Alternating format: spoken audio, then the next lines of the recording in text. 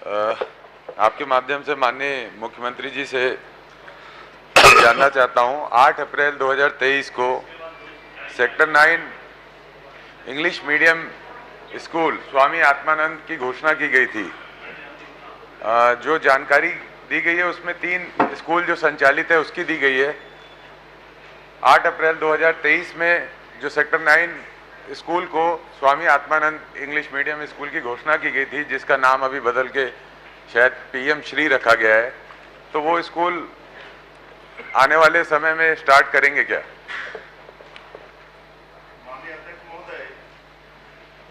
Atmanand school का नाम कहीं का भी नहीं बदला गया है, बल्कि उसमें पीएम श्री जोड़ा गया है।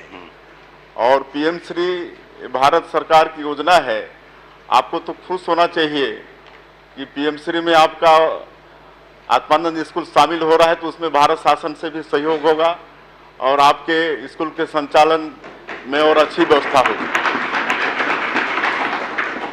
माननीय अध्यक्ष महोदय, मेरा प्रश्न वहीं पर रुका हुआ है। अभी जो स्कूल की घोषणा हुई थी 2023 में स्वामी आत्मानंद इंग्लिश मीडियम बनाने के लिए सेक्टर 9 स्कूल की, उसको हम आगामी समय में उस घोषणा की पूर्ति सरकार करेगी क्या? अध्यक्ष महोदय, इसका परीक्षण करा लेंगे। ठीक। माननीय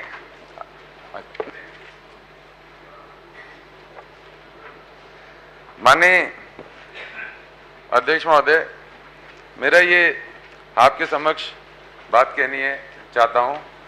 जो स्कूलों की डिटेल दी गई है, कुर्सीपार स्कूल और छावनी स्कूल। छावनी स्कूल में 1175 बच्चे पढ़ते हैं। हिंदी मीडियम और इंग्लिश मीडियम दोनों एक ही स्कूल में लगते हैं, शिफ्ट वाइज लगते हैं। वहाँ पर रूम्स की कमी है।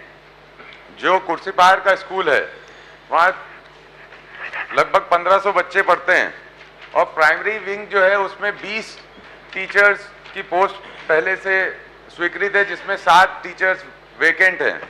मिडिल में 2 पोस्ट वेकेंट हैं। तो मेरा माननीय मुख्यमंत्री जी से आपके माध्यम से आग्रह है, क्या ये पोस्ट को आगामी समय में आप भरेंगे क्या? माननीय अध्यक्ष महोदय, ये आत्मानंद स्कूल इन्हीं के समय का है और इन्होंने इसके लिए कोई नया भवन, कोई नया सेटअप नहीं किया, बल्कि बहुत पुराने स्कूल, रायगढ़ का नटवर हाई स्कूल कितना पुराना, उसमें आपने आत्मानंद स्कूल खोला। हम तो इसको लगातार अच्छा कर रहे हैं। माननीय अध्यक्ष महोदय, पहले तो जो शिक्षक थे ये प्रतिनियुक्ति में और सुविधा से भरे जाते हैं और सुविधा वाले 500 शिक्षक छोड़ के चले गए हैं, लेकिन अब हम लोग बजट में उनके वेतन की व्यवस्था कर रहे हैं। पहले तो कुछ विभाग से, कुछ आपके CSR से, कुछ DMF की राशि से लोग करते थे, लेकिन अब हम शिक्षकों की वेतन की व्यवस्था हम लोग बजट में उसका प्रावधान करके कर रहे हैं, तो और अच्छा चलेगा आपका आत्मानंद स्कूल।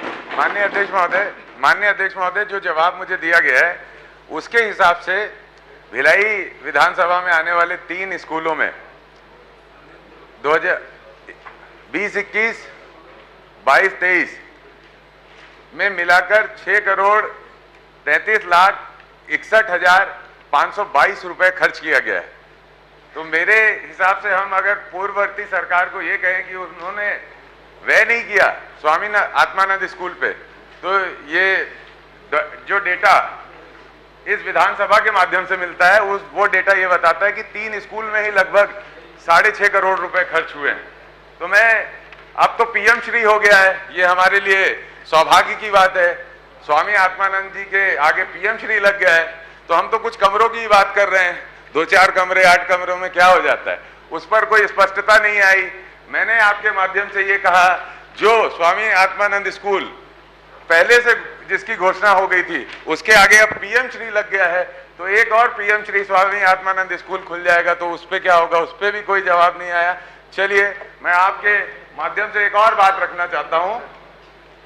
हमारे यहाँ जो कुर्सीपार में स्वामी आत्मानंद स्कूल पीएम श्री है, उसमें कॉमर्स के क्लासेस नहीं लगती।